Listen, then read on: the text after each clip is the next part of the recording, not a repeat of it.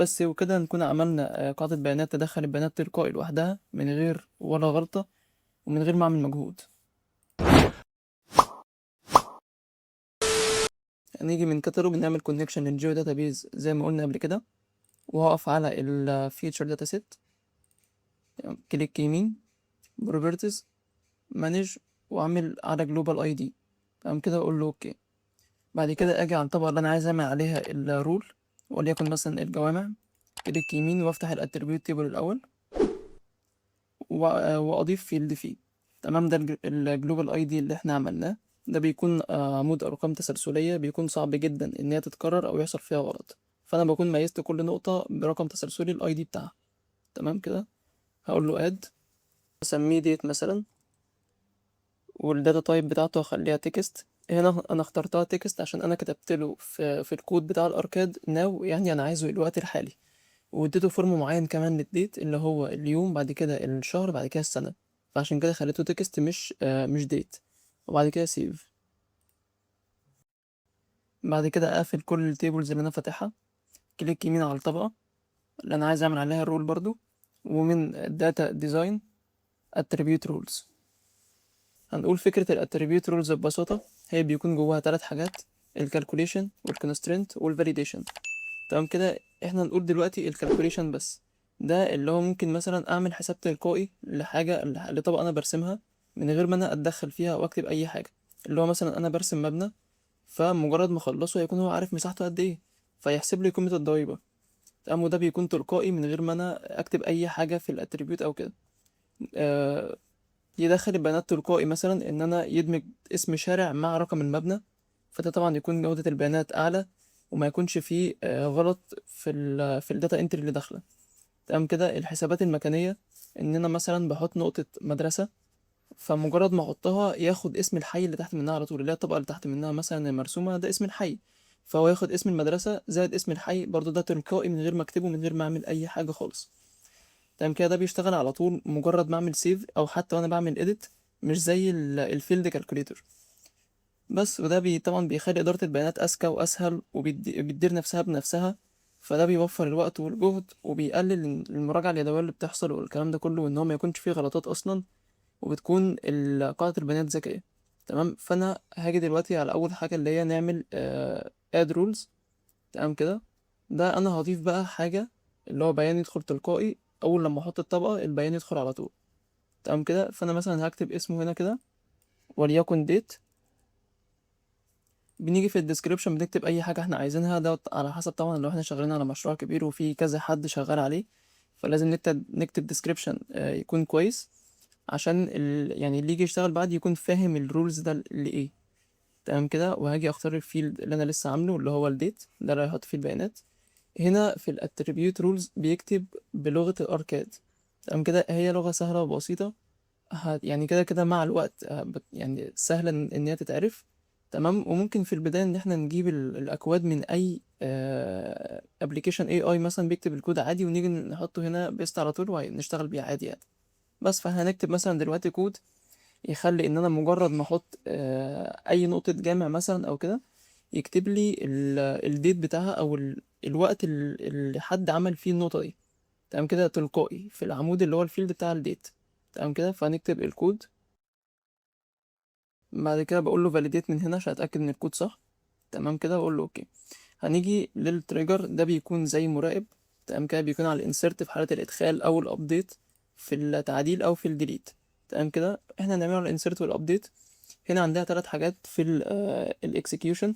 ده بيكون اول حاجه اللي هي اكسكلود، ده اللي هو بيخلي ما يعملش فاليديشن لقاعده البيانات غير لما تترفع للسيرفر هم يبقوا يتاكدوا منها او يعملوا لها فاليديت. تمام كده، تاني حاجة اللي هي الباتش. ده المفروض ان انا كل ما ادخل بيان بيبدأ ان هو يتأكد منه، يعني بيتأكد من رو.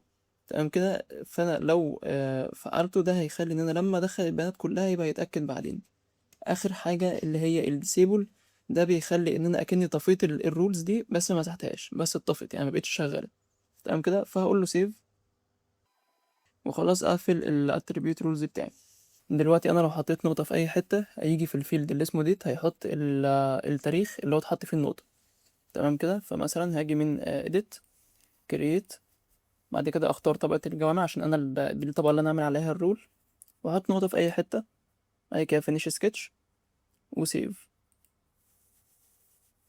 افتح الاتريبيوت تيبل بتاع الطبقة. ده فعلا اخر طبقة انا عاملها، التاريخ دلوقتي اللي هو بتاريخ النهاردة. تمام. وطبعا هو بيشتغل يعني مش هينفع يعمل على اللي قبلها، هو الرول بتتفعل على الحاجة اللي هتتعمل بعد الرول. يعني اي طبقة هرسمها بعد الرول هيتعمل عليها الشرط اللي انا عملته، لكن اللي قبلها ما بيتحطش عليه الرول. بس وكده نكون عملنا قاعدة بيانات تدخل البيانات تلقائي لوحدها من غير ولا غلطة ومن غير ما اعمل مجهود. هنيجي للجزء التاني من الاتريبيوت رولز، الكونسترينت. طبعا اكون متأكد ان انا عامل الجلوبال اي دي برضو زي المرة اللي فاتت. تمام كده، كليك يمين على الطبقة اللي انا عايز اعمل عليها الرول، داتا ديزاين واتريبيوت رولز. حاجة بس نأكد عليها، لما احنا كنا عملنا اد رول في الكالكوليشن كنا احنا قلناها تحت يعني، بس عامة اقولها لكم برضه فوق ان احنا ممكن نعملها. قلنا كلمة باتش دي اللي هي يتأكد من البيانات اللي دخلت لما خلصها خالص، لكن الأولانية دي وده الديفولت بتاعها ان هو يتأكد من بيان بيان. تمام كده. هنيجي لتاني حاجة جنبها اللي هي الكولوم. ده بيكون مجرد بس عرض شكل كده يعني قدامنا في الريكورد اللي قدام ده كده، اللي انا ممكن اعرض الحاجات دي واعلم عليها من هنا، بس يعني مش اكتر. والفلتر ده بيكون انا طبعا بيكون عندي رولز كتير قوي، فانا بكون عايز اعمل سيرش عن رول معينه، فطبعا ما اقدرش ادور على واحده واحده، فانا ممكن اعمل بالفلتر ده كده اللي هو يطلع لي الرول اللي انا عايزها بسهوله. تمام كده. نرجع لموضوعنا، الكونسترينت ده بيكون زي امن واقف على البيانات بتاعتي، يا اما true يا اما false. لو true والبيانات اللي دخلت دي تمام مع الرولز اللي انا حاططها، فهيتعمل لها سيف وتدخل عادي. لكن لو false فده مش هيرضى ان هو يعمل لها سيف ويطلع رسالة ايرور بالخطأ اللي حصل. طبعا ده يخلي عندي ان هو مفيش اخطاء، زي مثلا سرعة او مساحة تكون مكتوبة بالسالب مثلا. لو انا عندي عمود المفروض يتكتب فيه ارقام بس، فانا امنع ان هو يتكتب فيه حروف. تمام كده. وطبعا اللي بيميزها هنا بقى ان هي تتعامل مع العلاقات المكانيه، ان انا مثلا اخلي امنع تداخل طبقه مع طبقه، ان انا مثلا امنع يحط عمود نور في نص الشارع، او اللي احنا هنشتغل عليه دلوقتي ان انا اخليه يمنع يرسم جامع جوه حدود الشارع. تمام كده. هندخل على طول نعمل الطبقه، هقول له اد رول. هي تقريبا الفكره كلها بتكون واحد يعني. تمام كده. زي ما اتفقنا التلاتة دول ثابتين في سواء في الكالكوليشن او في الكونسترينت او في الفاليديشن. فمثلا هقول له شيل التريجر عادي وزر فيلد بس ايا كان يعني، هسيب اسمها زي ما هي. طبعا اتفقنا ان احنا ممكن نجيب الكود عادي من ال AI عادي. فانا مثلا معايا الكود ده اللي هو انا بقول له ما يرسمش الجوامع جوه حدود الشارع. تمام كده. هعمل فاليديت عشان اتاكد ان هو صح، واقول له اوكي. هنا في الايرور نمبر اكتب اي ايرور انا عايزه عامه، اي رقم، 101 مثلا. في الايرور بوكس هنا، الايرور مسج دي الرسالة اللي هتطلع لما يكون البيانات اللي داخلة دي فولس، لما تكون في حاجة مش مظبوطة مع الرولز اللي انا كاتبها. تمام كده. يعني لو حد جه يرسم على الشارع هيطلع ايرور طبعا، فده المسج بوكس اللي هتطلع لما حد يرسم على الشارع. تمام كده. فهكتب مثلا اي مسج. تمام كده. كتبت المسج دي مثلا ايا كان يعني. والتريجر زي ما اتفقنا المرة اللي فاتت ان هو ده المراقب، يعني ينفذ الرول دي امتى. فانا هقول له مثلا مع الانسيرت والابديت. ممكن اخليها مع الديليت عادي عشان اتاكد ان مفيش حد يمسح حاجه او كده. تمام. وسيف. كده خلاص الرول اتعملت. اقفل الاتريبيوت رولز. بعد كده اروح على edit create واختار الطبقه اللي انا عملت عليها الرول. فانا لما اجي هنا دلوقتي كده ارسم مثلا على اي شارع وليكن الشارع ده كده، هيطلع طبعا ايرور وهيكتب الايرور مسج اللي انا كتبتها اللي هو خطأ لا يمكن الرسم داخل حدود الشارع والرقم اللي انا كتبته. وطبعا مش هيرضى ان هو يرسمها اصلا، ولا هنعمل لها سيف، ولا هيرضى ان هو يحط الطبقة بس. وكده تكون متأكد ان كل بياناتك اللي داخلة تكون صح ما فيهاش ولا غلطة. هنيجي للجزء الثالث من الاتريبيوت رولز، الفاليديشن. طبعا زي ما احنا متعودين هنيجي على الفيتشر داتا سيت، كليك يمين، بروبرتيز، مانج، نتأكد ان احنا عاملين الجلوبال اي دي، وهنزود عليه الاديتور تراكنج. ده بيكون بيضيف فيلد للجدول تلقائي. تمام كده. بيكتب فيها اسم اليوزر اللي عمل اديت، وعمل اديت اخر مرة الساعة كام، ومين اليوزر اللي عمل اديت، وهكذا. تمام كده. بقول اوكي. تمام. هنيجي على الطبقة اللي انا عايز اعمل عليها الرول، كليك يمين، داتا ديزاين، اتريبيوت رولز، وهختار validation. طيب هو ايه الفاليديشن اصلا؟ ده عشان يمنع الاخطاء. قال لا، امال كده ايه الفرق بينه وبين الكونسترينت؟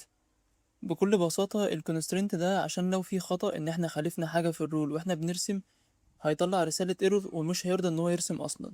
لكن الفاليديشن لو في خطأ هيرسم عادي جدا الطبقة وهيعمل لها سيف، بس هيعمل رسالة ايرور ان احنا ممكن نصلحه بعدين. هنيجي نعمل رول على طول، يلا في الفاليديشن اقول له اد رول واكتب اي اسم للرول. تمام كده، وهاجي على الاكسبريشن هكتب نفس الكود بتاع الفيديو اللي فات ان هو ما يرسمش طبقة مدارس داخل حدود الشارع، واتاكد ان الكود مظبوط اقول له فاليديت. تمام كده، نفس الكلام برضه هنكتب في الايرور اي رقم وليكن 404، وفي الايرور مسج هنكتب برضه المسج اللي احنا عايزينها تظهر. تمام كده، والرقم ده بيكون كويس ان احنا لو عندنا كذا رول ممكن نصنفها على حسب الأهمية. تمام كده، فانا هسيبه زي ما هو 5. ولو عايز اضيف تريجر، طبعا عارفين منين، من كولم، واختار تريجر واضيف، سواء بقى انا عايزه على الانسيرت او الابديت او الديليت براحتي، بس انا هسيبه انا مش عايز عليه تريجر.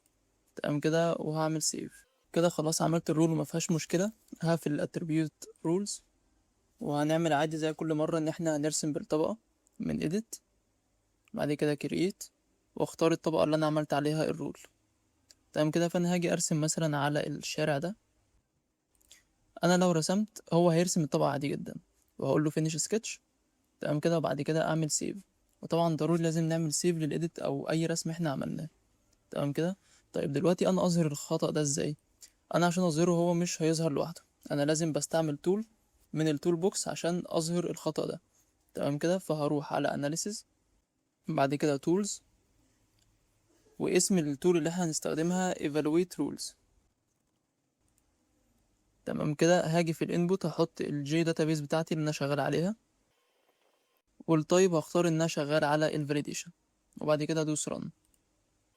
تمام، انا كده بكون عملت لكل طبقة عندي عملت لها طبقة validate. يعني انا عملت طبقة validate للبوينت واللاين والبوليجون. تمام كده، فانا لو فتحت من الكتالوج عندي كده الجي داتابيس بتاعتي، هلاقي ان فعلا فيها 4 طبقات للفاليديت. فاعلم على اول واحدة، بعد كده ادوس شيفت واخر واحدة عشان احددهم، بعد كده كليك يمين واقول له add to current map عشان افتحهم في الكونتنت عندي. طبعا ده ضروري عشان الماب تحس بيها او تقراها. تمام كده، او ممكن اخدهم دراج دروب على طول في الكونتنت. تمام كده، بس انا كده برضو ظهرت الايرور عندي. فانا لو جيت انا كده كده الفاليديت بتاع اللاين انا مش محتاجه في حاجه، لان انا ما عملتش رول على اللاين. تمام كده، الرول كان على السكول بس. فلو فتحت الاتريبيوت تيبل بتاع الفاليديت بوينت، هلاقي عندي المفروض يكون في خطأ، ان في نقطه مرسومه غلط. تمام كده، ففعلا جاب لي الخطأ النقطه اللي انا رسمتها.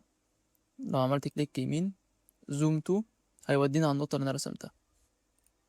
ولو فتحت الاتريبيوت رولز بتاع السكول، هلاقي الجلوبال اي دي اتعمل، اللي هو اللي انا فعلته في الاول. تمام كده، واسم اليوزر فعلا مكتوب، هلاقي اخر طبقة اسم اليوزر بتاعي مكتوب، والتاريخ امتى، واخر تعديل حصل على الطبقة امتى. تمام كده، وهاجي هنا كده هلاقي ان هي هاز ايرور، فيها ايرور. تمام كده، طيب دلوقتي عشان احنا نصحح الخطأ ده لازم يكون الخطأ ده ظاهر عندي في الايرور انسبكتور. فانا لو جيت هنا من edit وفتحت الايرور انسبكتور، هلاقيه فاضي. تمام، ودي المشكله اللي مع الكل ومش معظمهم بيعرف يحلها. تمام، طيب دلوقتي ايه الحل ان احنا نظهر الايرور عليه؟ لما اجي دلوقتي افتح هنا الفاليديت بوينت، لازم اعمل حاجه اسمها اد ايرور لاير، ودي بتكون مقفوله. طيب نفتحها ازاي؟ اول حاجه هاجي على الفاليديت ايرور، ادوس كليك يمين، بعد كده داتا ديزاين، وبعد كده فيلد. تمام كده، لازم read only دي اقفلها واخلي الطبقة visible، وبعد كده ادوس سيف واقفل الاتريبيوت رولز خلاص. تمام كده، انا كده المفروض ان هي تظهر معايا واعمل اللاير بتاعة الايرور. فادوس كليك يمين، هلاقيها برضو مقفولة.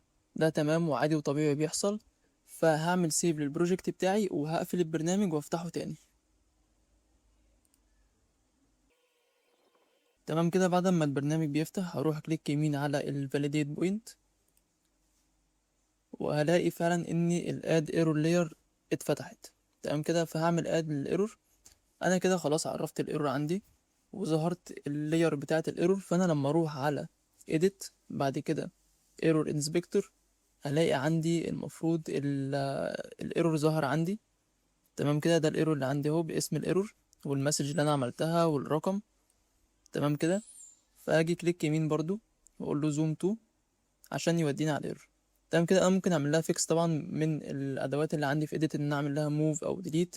وده طبعا برجع للبيز ماب اللي انا رسمت من عليها عشان اشوف التصحيح ده هل المدرسة فعلا كده ولا هي مكانها متغير، وعلى اساسها هصحح الغلط اللي عندي. تمام كده، او لو هي مش غلط مثلا فانا هديها اكسبشن. تمام كده، ان انا ادوس على اكسبشن من هنا او كليك يمين من هنا واقول له اكسبشن، مارك اكسبشن، اعلم عليها الاول واقول له مارك از اكسبشن. تمام كده، فده بيتعامل مع الطبق ان هي اكسبشن، ده مش خطأ. تمام كده، وكده نكون خلصنا الفاليديشن. وهنقول بسرعة جدا الفرق بين التلاتة. الكالكوليشن ده عشان بيحسب البيانات تلقائي وانا برسم الطبقة، يعني اثناء ما انا برسمها هو هيكون بيدخل البيانات في الفيلد تلقائي في الاتريبيوت تيبل. تمام كده. لكن الكونسترينت ده بيشوف لو في خطأ فهو مش هيرسم الطبقة اصلا. والفاليديشن لو في خطأ هيرسم الطبقة عادي، بس هنروح نصححها من الايرور انسبكتور زي ما احنا عملنا. تمام كده.